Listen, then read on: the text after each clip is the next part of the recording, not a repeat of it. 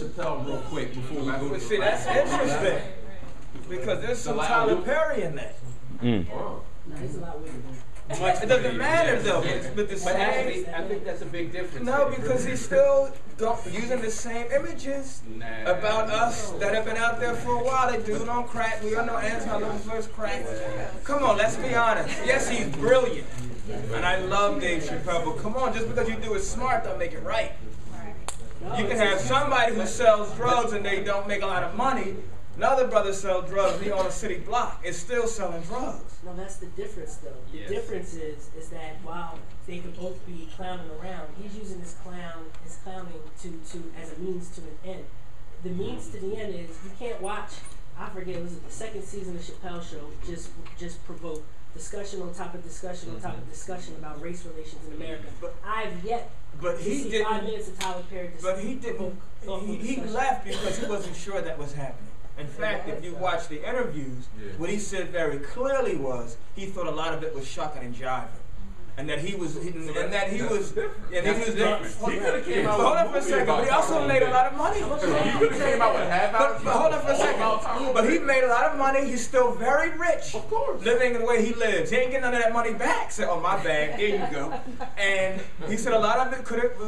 He sat there one day and thought, is this a menstrual show? Clearly he's not perfect. But when you look at Tyler Perry here and Dave Chappelle here, it's. I like one better than the other, but both have used stereotypes to make money.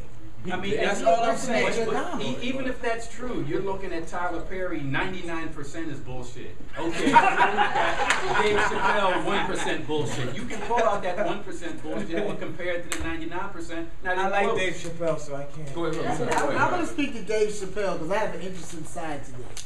Dave Chappelle and I graduated from the same high school, Duke Ellington School of the Arts in Washington, D.C. He came in as a freshman the year I left. That was the same year that my wife came in. She says what you see of Dave Chappelle is exactly how he was throughout the 4 years that she knew him in school. Always and if you walked up to him, you'd be the same way. Now, Dave Chappelle left. I'm gonna tell you why Dave Chappelle left. He had some of the same classes I had at Duke Ellington, and one of the classes was on those 7 basic stereotypes. And he knew he had a consciousness because he had been trained at the school what to look for in these 7 basic stereotypes. And when he looked at them and he began to sit back and see, he got terrified. And he said, I don't want to be the person moving. But what he didn't see was the other side of what he was bringing to it, people's vision, what they could see, the images of I can't remember the name, but the black guy, the blind guy, who's the Ku Klux Klan's member, and what happened. And this whole other side, we as black people are contradictory, and we must understand that. None of us are going to see it the exact same way. We're extremely critical of our artists and what it is that they do. What works for some does not work for others. You might like this, they might not like that. And in the words of my favorite playwright, George C. Wolfe, I'm not, as a black person, what I was 5 minutes ago or 5 years ago. I'm all of that and then some. Yes. I love Dave Chappelle. I think he shaped my college years. We used to watch Dave Chappelle every day, the same episodes over and over again. You can put an episode on right now, I can tell you all the words. Like, we loved him. But one of the things that my mom always used to say was, if somebody put that show on and you were in a room full of white people, would you be embarrassed? And that's the same thing with the Tyler Perry movies. That's the question he asked. Right. And the same thing with Tyler Perry. I was at lunch one day, and my coworkers, they're all Caucasian, and the commercial came on for Medea Goes to Jail, and they're like, what? Who's Medea? Why? Like, I don't understand. They really didn't understand, and they didn't know anything about it. I was surprised, because I thought it was something everybody knew about. I hate it. But, when I kind of got, when your face gets kind of hot and red, like, I felt some type of way when that came on, because it's like, these images that they're putting on TV, yeah, we think it's funny, but what do they think about us, and how we are? Because that's not me. I don't know who Medea is. I don't know that. Aren't we too critical on black comedy? We're extremely critical about that. Because everybody claims that they loved Richard Pryor back in the day. Everybody did not love Richard Pryor back in the day. Everybody didn't. The stuff that he did on TV, you look at some of those old Richard Pryor, he passed the gauntlet right on down to Dave Chappelle. And so what we have to understand is we have to stop looking for drama in our comedy. Comedy is there for a reason. Just like drama is there for a reason. Just laugh. And so when we start merging the two together, then people start getting confused. Go ahead. But these are all art forms, and I feel like they should be criticized. I feel like these are art forms where people are making millions of dollars portraying images that are somewhat related to being black. The same images that I'm supposed to be held to.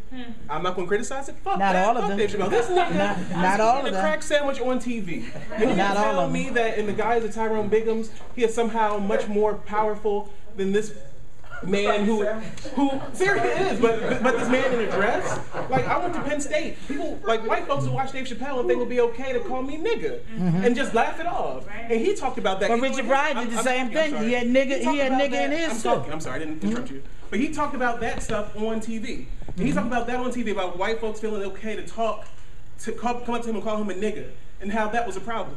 White folks don't come up to me and say, "Oh, I saw Medea. Can you dress in a dress?" No, I'm sorry. No, this man was a crackhead on TV, and that was funny. And it was funny, and somehow we okay with that. But this other man who I think is the issue is that he's more gender atypical. He does some other stuff that we don't like, and somehow a problem. I don't buy. I think that's bullshit. I think it's bullshit. Let me draw a parallel. I was at an event that was sponsored by the Stoneleaf Foundation. And they focus on child welfare education, and hopefully I'll be one of their incoming fellows. But the police commissioner spoke, one of Michael Coard's greatest people. But he said some things that make sense, at least to me. He said, it's funny how everybody knows who Trayvon Martin is. Right? Now, he gave the name of a young brother, I don't know. I wrote it down somewhere. I was there. Hussein. Yes, a 16-year-old who was murdered innocently. Great kid, doing great things. Reminds me of Darian Albert from Chicago. That's the name that sticks in my head. Honor roll student that was beaten to death by people who look like him. But he said nobody knows who his name is in his own neighborhood. He said we cherry pick. This goes back to the critique. Nobody had a problem with Def Comedy Jam. That was a whole minstrel show, but I was laughing throughout the whole thing. But that was a whole big minstrel show. Nobody had a problem with that. When it goes back to, we got people who follow art, and some of y'all know this better than I do. I know a little bit about it, but remember that most, if not all, ethnic groups start with the familiar stereotypes. Bob De Niro, Al Pacino, two of my greatest actors, from Scarface to Heat and Casino. Goodfellas, one of the best ones. They use the stereotypes of Italians to break into the business. De Niro's got Tribeca, Pacino doing whatever the hell he's doing. I guess yelling through his lines every scene. But unfortunately, it used to be good. I don't know what happened. He's great on HBO. But you see it with Jewish people, Jewish artists, entertainers, comedians. They start with those stereotypes, then they take that and go to another place. So I do think that sometimes we are too critical of our own. And we have to look at it for what it is. It is a stepping stone. And as far as I'm concerned, at the end of the day, comedy is just about laughing. So if a crack sandwich is funny, then damn it, laugh.